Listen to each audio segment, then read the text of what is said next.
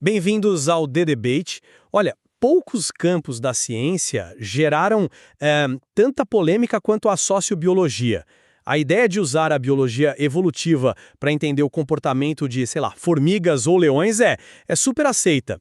Mas quando essa mesma lente é apontada para nós, para o comportamento social humano, a conversa muda completamente de tom e gera um debate assim acaloradíssimo que já dura décadas. Exato. E a questão central que os textos de Filosofia da Biologia 2 colocam na mesa para a gente é basicamente esta: a sociobiologia é uma ferramenta científica legítima para decifrar a sociedade humana ou, no fundo, ela é uma abordagem com falhas conceituais profundas que acaba projetando na biologia justificativas para o status quo, né? Eu vou defender o primeiro lado. Para mim, a sociobiologia e a sua sucessora, a ecologia comportamental humana, oferecem um arcabouço poderoso e, eu diria, essencial para investigar as raízes evolutivas de quem a gente é e por que a gente age como age. E eu vou argumentar que, apesar das aparências, essa abordagem parte de premissas bem problemáticas sobre genes e adaptação e que ela consistentemente subestima a força que realmente nos molda de forma única: a cultura. A premissa da sociobiologia é, na verdade, bastante direta. Ela busca explicar o comportamento social não só pelos gatilhos imediatos, sabe, os mecanismos neurais ou hormonais que a gente chama de causas proximais, mas também, e mais importante, pelas razões evolutivas, as causas distais. Ou seja, por que a seleção natural favoreceu certos padrões de comportamento ao longo de milênios. A controvérsia toda começa, claro, quando a gente aplica isso a nós. Mas é crucial entender que isso não significa um determinismo genético, aquela ideia de um gene para cada coisa. O próprio E.O. Wilson, que é o pai da disciplina, dizia que os genes são fazedores de diferença. Eles interagem com o ambiente. Ele mesmo se via mais como um ambientalista do que como um determinista genético. A pesquisa séria, assim, busca tendências comportamentais com forte componente herdável, coisas que aparecem em diferentes culturas, que a gente vê em outros primatas, ou que surgem muito cedo no desenvolvimento infantil. E é aí que o ceticismo de muitos cientistas sociais, filósofos e até biólogos começa. Essa aplicação aos humanos, que ficou meio conhecida como sociobiologia pop, nasceu sob a acusação de ser um projeto com uma agenda. Desde o início, os críticos apontaram para o risco de se usar a biologia para justificar desigualdades sociais como algo natural. Mas, assim, para além da política, as críticas científicas são o que realmente importam aqui. São basicamente 3 pilares. Primeiro, a acusação de determinismo, a ideia simplista de que a gente tem genes para a agressividade ou altruísmo, ignorando o poder do aprendizado. Segundo, uma fé quase cega no que o Stephen Jay Gould e Richard Lewontin chamaram de adaptacionismo panglossiano, sabe? A tendência de inventar historinhas convenientes para que todo e qualquer comportamento pareça ser a melhor solução adaptativa possível, como se a evolução fosse um engenheiro perfeito. E por fim, a falha em tratar a cultura com a seriedade que ela merece, como uma força que pode, muitas vezes, simplesmente atropelar nossas predisposições biológicas. Vamos pegar a primeira crítica, então, a do determinismo genético. Eu concordo que essa é a versão mais caricata da sociobiologia. Nenhum pesquisador sério hoje defende que um gene sozinho dita um comportamento complexo. A questão é sobre interação. Wilson deu exemplos poderosos disso. Ele analisou a persistência dos laços familiares em situações extremas, como entre pessoas escravizadas nas Américas ou nos primeiros kibbutzim em Israel, onde a estrutura familiar tradicional foi deliberadamente desestimulada. Mesmo nesses ambientes radicalmente diferentes, a tendência de formar laços de parentesco ressurgiu. Isso não prova que existe um gene do amor familiar, claro, mas sugere fortemente que há uma predisposição biológica, uma tendência herdável que a cultura pode modular, mas que raramente apaga por completo. Mas aí é que está o problema. Para que a seleção natural atue, o traço precisa ser herdável. E a herdabilidade de comportamentos sociais complexos em humanos é algo extremamente difícil de provar. Você fala em laços familiares, mas e o patriotismo? E a religiosidade? A variação desses comportamentos entre culturas é gigantesca, enquanto a variação genética entre as populações humanas é muito pequena. A conta simplesmente não fecha. Os críticos originais, como o grupo de estudos de sociobiologia, apontaram exatamente para isso. A sociobiologia assume que esses traços são controlados por genes para que a teoria funcione, mas essa é a própria premissa que precisa ser provada. Se a cultura é o principal motor da variação, como parece ser o caso, então a teoria da evolução por seleção natural no nível genético tem um poder explicativo muito limitado. Certo. Entendo a crítica sobre a genética ser o único motor, mas isso nos leva diretamente ao segundo ponto, a acusação de adaptacionismo e das historinhas.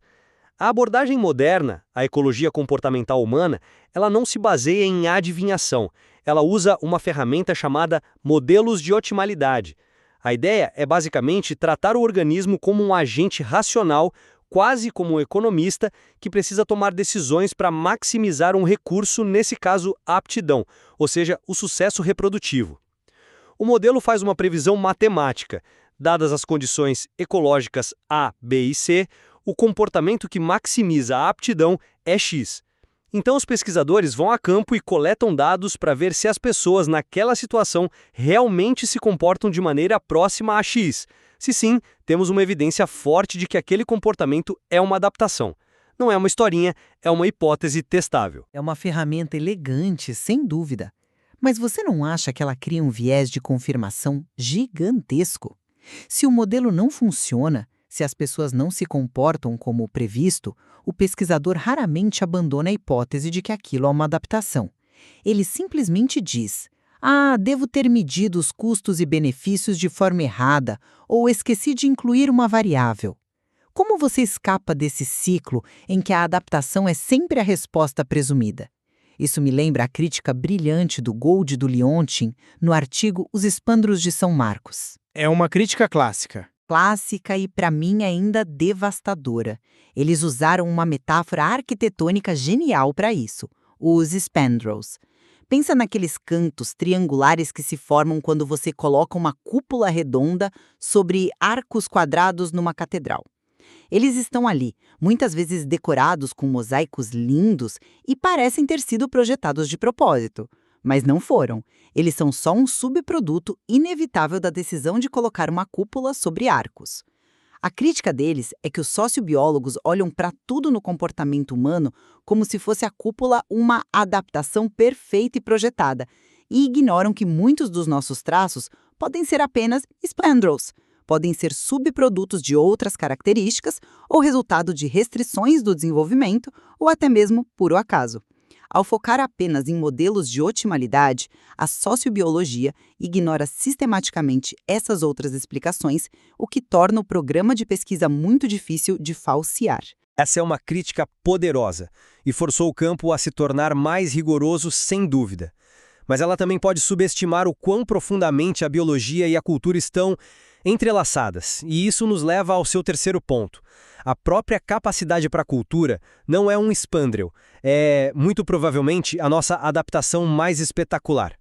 Abordagens modernas, como a teoria da coevolução gene-cultura, não veem as duas coisas como forças opostas, mas como parceiras numa dança evolutiva. O exemplo clássico é o do cozimento. Cozinhar é uma invenção puramente cultural, mas que mudou drasticamente a biologia humana. Permitiu que a gente tivesse intestinos menores e cérebros maiores, pois a energia que antes era gasta na digestão de alimentos crus pôde ser redirecionada. Aqui, a cultura alterou as pressões seletivas sobre os nossos genes. A sociobiologia, nesse sentido, abriu a porta para o estudo da própria evolução cultural. Mas essa porta se abriu para um caminho muito problemático. A primeira grande tentativa de modelar essa interação, o livro Genes, Mentes e Cultura, do Lumsden e do Wilson, foi amplamente considerado um fracasso. Os modelos matemáticos eram complexos, mas baseados na premissa de que os genes mantinham a cultura numa espécie de coleira curta, sabe? Sempre a puxando de volta para o que era biologicamente ótimo. A realidade parece ser muito mais caótica e interessante. A cultura tem suas próprias regras de transmissão que não seguem a lógica genética. Como assim? Pensa na transmissão oblíqua. É um nome técnico para algo que a gente faz o tempo todo. Aprender com pessoas que não são nossos pais. Professores, ídolos do pop, influenciadores digitais, amigos. A transmissão genética é vertical, de pais para filhos. A cultural é um contágio que pode vir de qualquer direção. E é por isso que a cultura pode fazer com que comportamentos que são ruins para os genes se espalhem como fogo. O exemplo histórico citado nos textos é a queda drástica na taxa de natalidade entre mulheres italianas no século XIX, muito antes de métodos contraceptivos modernos. Do ponto de vista genético, ter menos filhos é um desastre. Mas, culturalmente, se um comportamento é associado a prestígio ou a um status social mais elevado, ele pode se espalhar mesmo que vá contra a lógica da aptidão biológica. A cultura não está numa coleira. Às vezes, é ela quem leva os genes para passear. Eu concordo que a cultura tem uma dinâmica própria, mas a sua descrição a faz parecer quase completamente desvinculada da biologia, e eu não creio que seja o caso. Os próprios mecanismos que permitem a transmissão cultural, como a gente aprende, quem a gente imita, são eles mesmos produto da evolução. Porque temos um viés conformista, a tendência de imitar o que a maioria está fazendo. Provavelmente porque no nosso passado ancestral, seguir a multidão era uma aposta mais segura do que inovar. Porque temos o viés de prestígio, a tendência de copiar pessoas bem-sucedidas. Porque, em geral, o que elas fazem funciona. Esses vieses de aprendizagem são adaptações psicológicas que nos permitem navegar no complexo mundo cultural de forma eficiente. Então, mesmo a autonomia da cultura tem raízes na nossa biologia evoluída. A ecologia comportamental humana não ignora a cultura, ela tenta entender a sua estrutura a partir de uma perspectiva evolutiva. Eu vejo a tentativa, mas para mim ela ainda soa como querer colocar o gênio de volta na garrafa. Ela reduz a complexidade da história, da psicologia e da sociologia a um cálculo de custos e benefícios moldado num passado ancestral hipotético, o chamado ambiente de adaptação evolutiva. Muitas explicações sociobiológicas dependem de especulações sobre como nossos ancestrais viviam no Pleistoceno, algo sobre o qual a gente tem pouquíssima evidência concreta. Isso nos leva de volta ao problema das historinhas. Se você pode postular qualquer cenário ancestral que queira, você pode explicar qualquer comportamento moderno. É um método que corre o risco de ser circular e imune à refutação. No fim das contas, a abordagem ainda me parece minimizar a incrível plasticidade e criatividade da mente humana, que permite que a gente crie mundos simbólicos e sistemas de valores que transcendem, e muito, a simples lógica da sobrevivência e reprodução. Ao final, a abordagem sociobiológica, especialmente em suas formas mais sofisticadas hoje, não é o espantalho determinista que os críticos pintaram lá nos anos 70. É um programa de pesquisa que parte da premissa de que não somos uma tábula rasa e usa os princípios da biologia evolutiva para gerar hipóteses testáveis sobre a interação entre nossos genes, nosso ambiente e a cultura que a gente cria. É sobre entender as fundações sobre as quais a nossa complexidade foi construída. E eu mantenho que, apesar das décadas de refinamento, as críticas fundamentais ainda são válidas. A aplicação da lógica evolutiva ao comportamento social humano ainda se apoia em suposições difíceis de verificar sobre o nosso passado, luta para demonstrar a herdabilidade de traços complexos e, mais importante, corre o risco constante de subestimar a autonomia e o poder dos processos culturais e psicológicos que nos tornam quem somos. A persistência dessa controvérsia no fim revela uma tensão fundamental na maneira como a ciência tenta nos entender. É um embate sobre as fronteiras entre o mundo natural e o mundo humano. Exatamente. No fundo, a briga sobre a sociobiologia talvez seja menos sobre genes e mais sobre o nosso medo de perder o que consideramos excepcional na nossa humanidade. É uma ciência que nos força a olhar no espelho e perguntar quanta da nossa liberdade, da nossa moralidade e da nossa complexidade é real e quanta é uma ilusão que a própria evolução nos permitiu ter. Os textos mostram que não há resposta fácil e talvez a própria tensão entre essas perspectivas seja o lugar mais produtivo para se estar.